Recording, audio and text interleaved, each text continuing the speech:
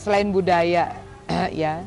Nih selain budaya, apa sih aku tanya sama Frau Julie gitu ya. 8 tahun stay di sana itu apa sih yang paling berkesan gitu? Yang membuat mungkin yang nggak bisa dilupain gitu. Tentang Jerman. Banyak sih sebenarnya yang nggak bisa dilupain dari kisahnya di Jerman. Tetapi mungkin yang paling membekas itu pertama kali datang di sana. Saya sampai di sana kan waktu itu bulan Juli, jadi summer. Jadi kayak ngerasa, kok aku tidur mataharinya masih ada gitu. Kok jam 11 malam ini terang banget. Tiba-tiba jam 4 pagi udah terang lagi gitu. Jam 4 ke jam 5 udah terang lagi. Itu sih pertama kali. Jadi itu kayak membekas banget gitu. Dan juga budayanya buang sampah. Kita kan kalau Indonesia satu untuk semua kayak gitu, satu tempat untuk semua jenis sampah. Kalau di Jerman tuh kan harus pinter-pinter ngebagiin. Bahkan botol juga ada botol warna hijau, botol warna coklat, botol bening. Kita harus benar-benar sortir gitu. Kalau enggak kita bisa kena marah. Kalau salah misalnya dalam membagi botol tersebut? Biasanya sih nggak akan ada yang kontrol ya, kan siapa tahu yang buang itu gitu kan. Tapi misalnya kalau kita buangnya di depan orang tua, di depan orang Jerman, kita bakal kena tegur. Kamu tahu nggak, ini kan tulisannya Grüne Flasche misalnya, ini botol-botol warna hijau, kenapa dimasukin botol warna putih dan semacamnya. Itu emang perbedaan botolnya itu apa? Supaya bisa diapain? Bedanya warna botolnya aja. Iya, kenapa? Oh, itu saya nggak tahu. Mereka malas untuk sortir sendiri. Mungkin kali ya, kurang tenaga. Atau mau didaur ulang? Emang botol bisa didaur ulang? Mungkin, tapi saya nggak tahu sih kenapa. Tapi harus memang disortir. Mereka bahkan misalnya kayak apa ya, kayak baterai gitu kan nggak boleh. Memang baterai kan di Indonesia juga nggak boleh dibuang sembarangan. Tapi di sana tuh benar-benar keras gitu peraturannya untuk buang baterai di mana, buang sampah-sampah seperti mebel di mana, kayak meja yang sudah tidak terpakai lagi gitu. Benar-benar. Dan banyak cara untuk misalnya kayak orang-orang kita yang mungkin nggak punya banyak barang dan pengen punya. Terus kita nggak, misalnya kayak ngapain sih beli, toh sekian tahun aku akan pindah. Jadi biasanya kalau ada jadwal untuk buang sampah gitu, kita datang untuk lihat, oh ini meja masih bagus. Oh gitu ya. Kita bawa ke rumah. Dan gitu. itu nggak memalukan? Dan itu tidak memalukan, nggak. Oh gitu ya. Bahkan saya suruh anak saya aja di sana ya. Untuk Gilang ya. Gilang udah stay di sana. Kalau ada yang ini bisa kamu ambil.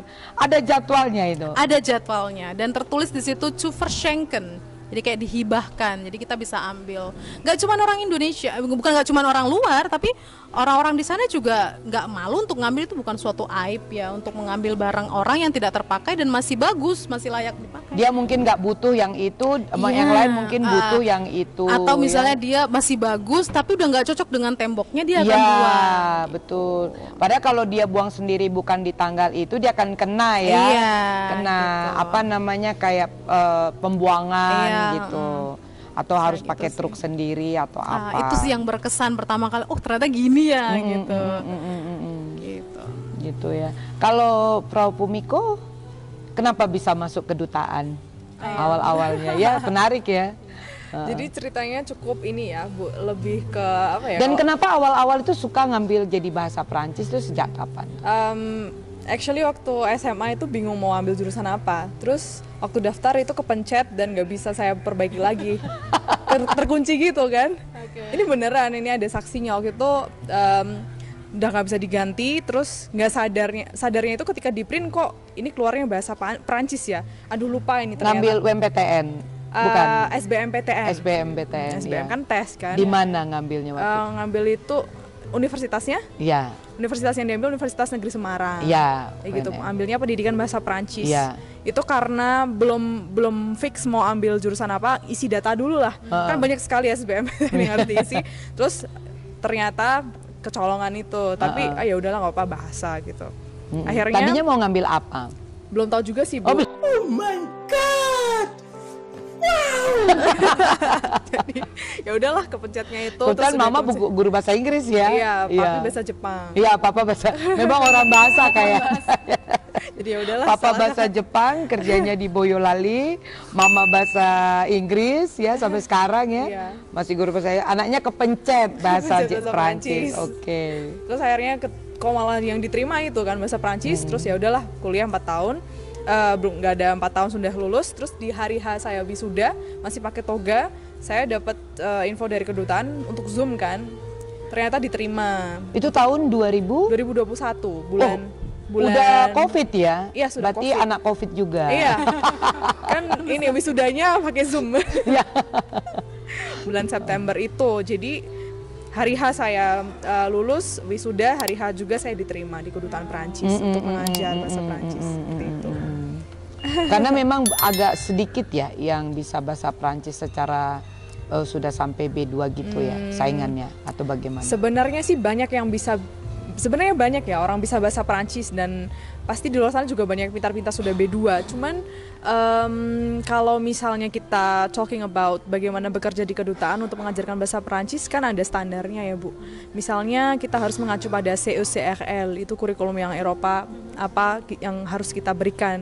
Jadi bukan hanya transferring materials, tapi kita lebih ke ini. Kalau di kedutaan Perancis itu lebih guru itu sebagai apa namanya, coach saja gitu, fasilitator. Jadi bukan satu-satunya orang yang menjelaskan segalanya gitu. Jadi kita hanya pancing saja. Mereka research sendiri. Kamu dapat apa, terus nanti konklusinya kita bersama-sama. Ternyata nyampe di dalam malah enak ya, malah suka ya. Iya. Ya. Kecemplung renang sekali ya. Kalau Frau Julie kenapa bisa ambil bahasa Jerman pada saat itu? Aduh, jadi curhat ini nanti jadi. Kenapa waktu itu ngambil bahasa Jerman? Karena pertama memang pengen punya suami orang Jerman. Gitu. Hey, that's pretty good. Kenapa Jerman? Kenapa nggak yang lain? Karena mungkin satu ada kesempatan sekolah di sana. Jadi kenapa nggak Jerman aja dipilih gitu. Jadi akhirnya ngambil pendidikan bahasa Jerman. Udah habis selesai dari situ langsung ke Jerman. Ya. Gitu.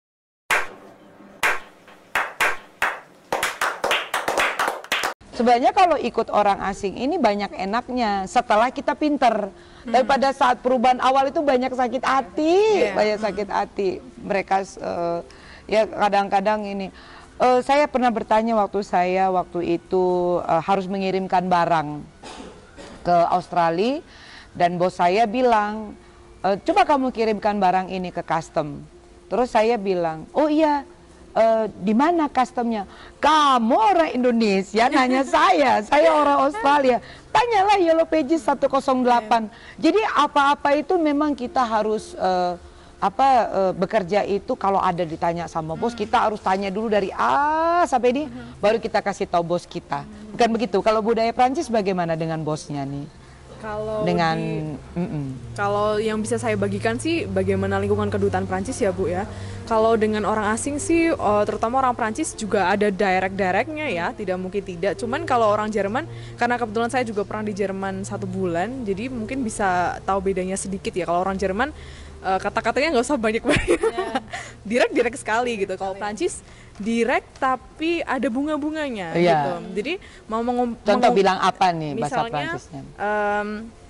Misalnya aku mau itu gitu. Misalnya aku mau makan sekarang gitu. Tapi dia bilangnya kamu tahu hari ini ya cukup indah sih, dan ini sudah jam segini. Ya tidak ada salahnya untuk makan. Nggak Batak banget ya. Kayaknya ini bagian Sunda ya. Sunda, Jawa ya. Iya, tidak ada salahnya untuk makan. Ya kan gitu. Sibyong gitu. Begini-begini.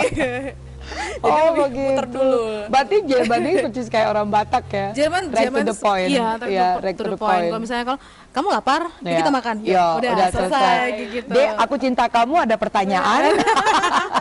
Langsung direct ya. Iya. Jadi ada juga nih mungkin tadi saya tanya persamaan, coba perbedaan.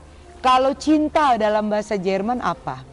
Liebe. Liebe. Kalau bahasa Prancis? L'amour. L'amour. L'amour. Iya. Kalau aku cinta kamu?